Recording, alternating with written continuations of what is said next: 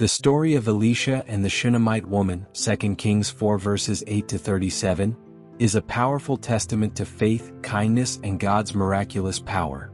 The Shunammite woman, a wealthy and generous lady, recognized Elisha as a man of God and offered him hospitality whenever he passed through her town. In gratitude for her kindness, Elisha prophesied that she would bear a son, despite her husband's old age. The prophecy came true, but years later the child fell ill and died. In desperation, the woman sought Elisha, refusing to accept her loss. Moved by her faith, Elisha prayed to God and miraculously restored the boy to life. Elisha's encounter with the Shunammite woman is one of the most profound and spiritually rich narratives in the Old Testament. Found in 2 Kings 4, this story highlights divine providence, human faithfulness, and God's miraculous power. It offers deep insight into how God responds to faith and generosity, demonstrating that persistent trust in Him can lead to restoration and life itself.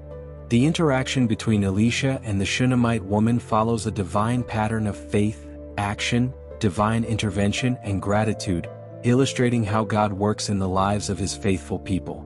Elisha, a prophet in Israel, was known for the miracles God performed through him. He continued the prophetic ministry after Elijah's departure to heaven, teaching, prophesying, and demonstrating God's power to the northern kingdom of Israel. His relationship with the Shunammite woman is a remarkable example of how a prophet's presence could bring divine blessings. The story begins with Elisha frequently passing through the town of Shunem, located in the fertile region of Issachar, near Mount Gilboa. There he encountered a wealthy and respected woman known as the Shunammite woman. Recognizing Elisha as a man of God, she invited him to her home for meals whenever he traveled through Shunem. This act of hospitality was more than a simple kindness. It was a reflection of her spiritual insight and respect for God's messengers. In ancient Israel, hospitality was a significant virtue, especially when offered to prophets or servants of God. The Shunammite woman's consistent generosity toward Elisha laid the foundation for a deep relationship that would eventually lead to miraculous events. She did not stop at offering food and rest. Recognizing Elisha's need for a permanent place of retreat, she proposed to her husband that they build a small room for him on their rooftop. This room, furnished with basic necessities, a bed, a table, a chair, and a lamp, provided Elisha a quiet place for rest and prayer during his travels. Touched by her generosity, Elisha sought to express his gratitude. He asked his servant Gehazi if the woman needed anything, but she requested nothing, content with her life. However, Gehazi noted that she had no children and that her husband was old, making it unlikely for them to have offspring. In Israelite culture, children were considered a divine blessing, and childlessness could bring sorrow and a sense of incompleteness. Moved by this revelation, Elisha called the woman and prophesied, "About this time next year, you will hold a son in your arms." 2 Kings 4 verse 16. The woman, having long accepted her barrenness, was hesitant to believe, fearing disappointment. Yet, just as Elisha had said, she gave birth to a son the following year. This miraculous birth was a testament to God's faithfulness and His ability to fulfill promises that seemed impossible. For years the boy grew, bringing joy to his parents. However, tragedy struck when he suddenly fell ill while in the fields with his father, complaining of a severe headache. The father had a servant carry him home, where he sat on his mother's lap until he died at noon. The Shunammite woman's response to this devastating loss was extraordinary.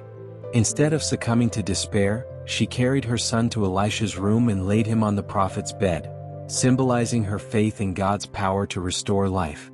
Determined to seek divine intervention, she immediately set out to find Elisha at Mount Carmel.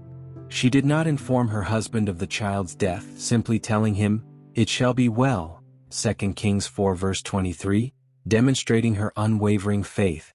When she reached Elisha, she fell at his feet, overwhelmed with grief yet steadfast in hope. Elisha, recognizing the gravity of the situation, first sent Gehazi ahead with his staff to lay it on the boy's face, but there was no response. The Shunammite woman insisted that Elisha himself come, and her persistence paid off. When Elisha arrived at her home, he entered the room, shut the door, and prayed to the Lord.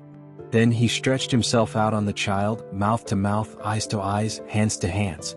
As he did so, the boy's body grew warm. Elisha continued to pray and pace, then stretched himself on the child again. Finally, the boy sneezed 7 times and opened his eyes. He was alive. Elisha called the woman and told her to take her son. Before even embracing her child, she fell at Elisha's feet in worship, acknowledging that the miracle was the work of God through his servant. Her gratitude and faith remained steadfast. This story is remarkable not just because of the miraculous resurrection but also because of the Shunammite woman's calm and resolute faith throughout her ordeal. Despite her sorrow, she did not wail or mourn as others might. Instead, she immediately sought out Elisha, believing that God could restore her son. Her decision to lay the child on Elisha's bed rather than preparing him for burial was a powerful statement of faith. She knew where to turn for help and did so without hesitation. Her journey to Mount Carmel, her refusal to accept any delays, and her insistence that Elisha himself come to her house all highlight her deep understanding of divine authority. She did not seek comfort or lament her loss. She focused entirely on seeking God's intervention through his prophet. Her declaration, "It shall be well," was not just an expression of hope but a statement of trust in God's power over life and death. Elisha's actions also offer profound lessons. Though a prophet, he did not rely on his own power but turned to God in prayer. His persistence in seeking the boy's revival shows that divine miracles often require faith, patience, and perseverance.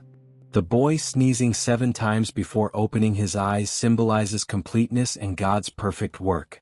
Beyond the immediate resurrection, this story teaches timeless spiritual principles.